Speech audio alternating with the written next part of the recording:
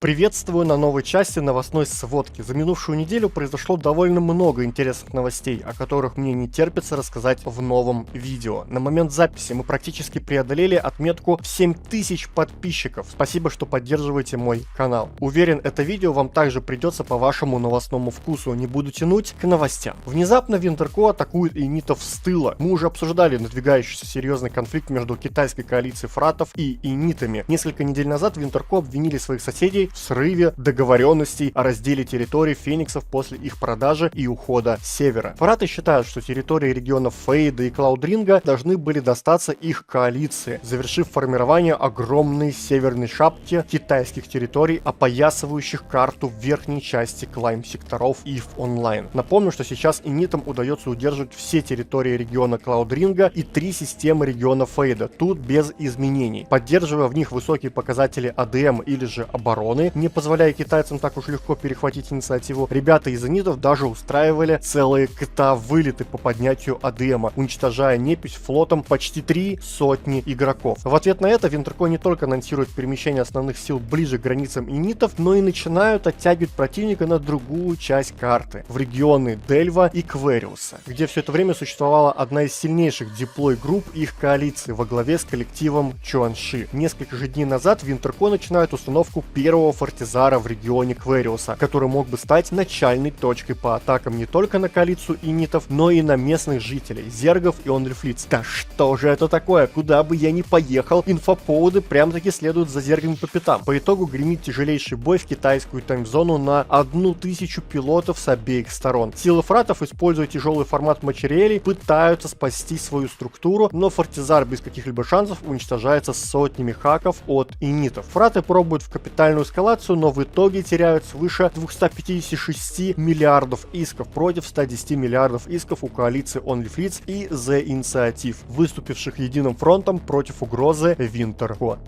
Стоп, а это что еще такое? Вы спросите, а где же Феникс Ко? Почему они не отбивают атаку фратов? Ну, напомню вам, что Фениксы подписали пакт о ненападении взамен продажи своего спейса на севере. Да и к тому же помогают альянсам LightP и Готэм участвовать в контенте в регионе против инитов. Гибкая дипломатия в действии. Любой коллектив хорош, который уничтожит моего противника, даже если они и будут во флотах Фратернити. Думаю, у Феникс Ко сейчас и так много забот, ведь вжук и их фура за 17 миллиардов исков, путая педали, падает на предательски открытый для всех ценомаяк прямо в столичной системе OnlyFleets. Тем временем регион Почвеня снова полыхает. В этот раз досталось двум редчайшим в Почвене цитаделям типа Астрахус. По механике игры ни один игрок, ни один крупный альянс не может устанавливать новые структуры, кроме тех, которые присутствовали в этих системах в момент захвата силами триглавианцев. Местные жители сообщают, что оба Астрахуса принадлежали гунам и были уничтожены у новых хозяев, купивших их. Кто же по итогу был инициатором их уничтожения, понять довольно-таки сложно, ведь на таймерах обоих Астрахусов был жесточайший бой, в котором, к слову, была также уничтожена и новинка триглавского автопрома, триглавианский мародер типа Бабарога. Реальная стоимость только лишь двух этих структур может спокойно превышать сотни миллиардов исков. Несколькими же днями позднее в регионе Почвеня вновь погибают редчайшие для этого места айтемы, но в этот раз обычные с виду капитальные корабли типа Revelation и Арчон. Но есть маленький нюансик, их тоже затащить практически невозможно, только лишь вылавливая их из личных запасов пилотов, которые годы назад держали здесь свои дредноуты. Инитам удается настрелять на 25 миллиардов исков, но и здесь стоимость только лишь одного такого дредноута может с лихвой перекрывать отображаемые цифры релейтеда. Но что же происходит на границе Империума и Панфама? Панфам завершает передачу систем отпавшего в пучине истории Альянса Новалью. Ранее я уже рассказывал, что неваляшки решили заморозить свой тикер и разойтись кто куда. Естественно, пандемики не стали рисковать, оставляя десятки систем в самом уязвимом месте их границ у Альянса, потерявшего последних пилотов, и начали длительный процесс перевода систем на нового клаймхолдера региона, Альянс Hold My Props, который теперь де-факто в одиночку должен удерживать эту часть границ коалиции пандемиков. И пока сами стаканы размениваются на границах несколькими крабскими дредноутами и роркой, то вот у пандемиков в этом плане потеря куда серьезнее. Нюкс за 89 миллиардов исков погибает от 13 дредноутов и 49 блэкопсов кораблей Империума прямо в Крабском регионе. Пандемики же, конечно, прокидывают 6 титанов и 17 суперкарьеров, но не успевают спасти своего братишку. Империум уходит победителем, потеряв на этой охоте лишь около 55 миллиардов. И тут можно вспомнить более поздний дроп гунов, где показатели эффективности были куда серьезнее. 122 миллиардов исков в потерю хурды, в том числе нюк за 102 миллиарда. Ну и цены.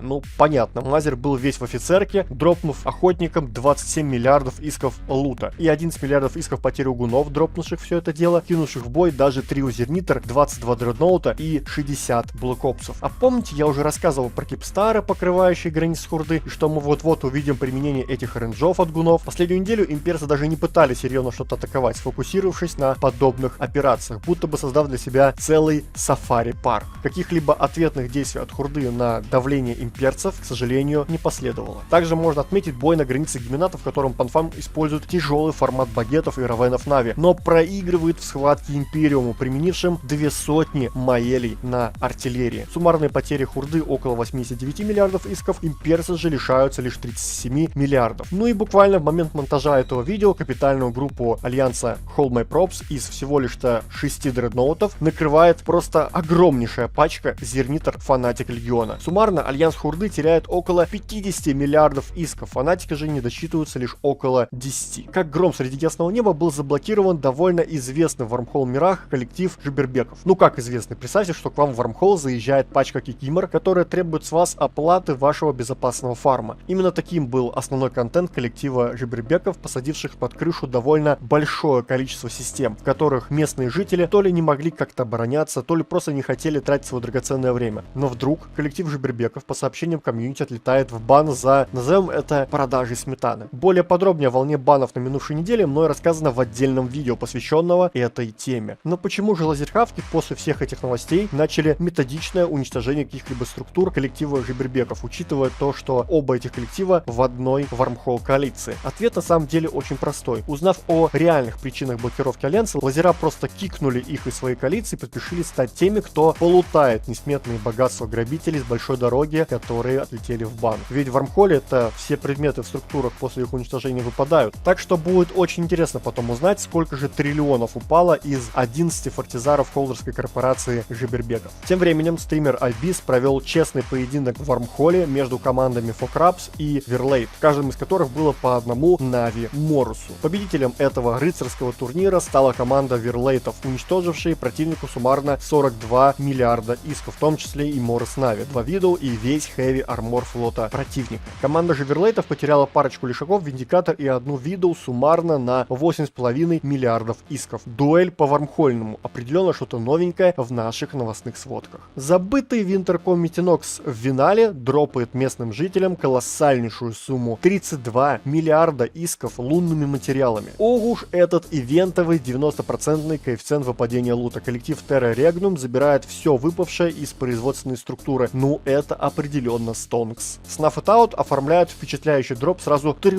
крабских маршалов в регионе Малпайс. Игрок альянса Brothers of Tanger суммарно лишается сразу 50 миллиардов исков за всего лишь пару минут. Каждый маршал был зафичен точенкой и фракционкой. Суммарный же дроп со всех кораблей составил больше 11 миллиардов исков. Обращу ваше внимание, что в дропе фигурирует Девотер, который скорее всего был и цинкой, и таклом для маршалов, решивших скорее всего варпануть на структуру прямо по прямой. Довольно редко НПЦ Сотио в ФВ-зоне противостояния Минматарской и Амарской империи генерирует крупную капитальную эскалацию. Коллектив Deepwater Hooligans теряет 4 дредноута, 2 из которых были фракционными, а также Зернитру. При попытке же лута неизвестные пилоты теряют 2 фрейтера. Напомню, что редчайшие чертежи на фракционные капиталы из подобных структур можно полутать исключительно сверхмассивными фрейтерами. А вот Брейвам везет куда больше. Им не только удается полутать чертеж фракционного титана типа Молок Сотио в регионе Тенерифис, но и уничтожить 5 нагльфаров лоусек коллектива Shadow Cartel, потеряв 3 своих дредноута. Интересно, что сам чертеж успевает полутать нейтральный Чарон, которого уничтожают Брейвы. Но Брейвам везет и здесь. Чертеж, который мог сгореть во Вреке, все-таки выпадает. По итогу местные жители получают чертеж стоимостью около 500 миллиардов исков. Крупное обновление EVE Catalyst будет доступно для всех игроков EVE Online уже 18 ноября. В нем нас ждут новые корабли, фракционная версия Вентуры с более продвинутыми бонусами, новый майнинг эсминец Пионер, фракционный и Т2 версии. К слову, Т1 и фракционные версии Пионера будут полностью доступны доступным для альфа-новичков, а вот его Т2 версия будет МЖД-дестройером с возможностью установки бонусов на майнинг. Фракция сестер Ео получает Battlecruiser Odyssey с просто великолепной моделькой и возможностью установки коверклоки и нового типа бонусов для сканирования. Скрипты будут влиять на силу вируса и взлома, дальность доступа к контейнерам при скане и сальваге, а также сократят время сканирования пробок и цикл сальвагеров. Все карьеры 4 фракций ждет глобальный редизайн. Разработчики добавят новый тип руды призматицит с рандомным выхлопом минералов после переработки. В механику добычи добавят шанс на крит цикл бурения, ну то есть крит по астероиду, изменит визуал отображения разведки ближайших к вам астероидов, а все модули добычи станут копать еще быстрее. Ну и куда без новых модулей заточки для ваших майнинг модулей и дронов. Это были все самые актуальные новости минувших недель. Не забудь поддержать видео своим лайком и комментарием. Ждите нового контента на моем канале уже совсем скоро. Fly safe,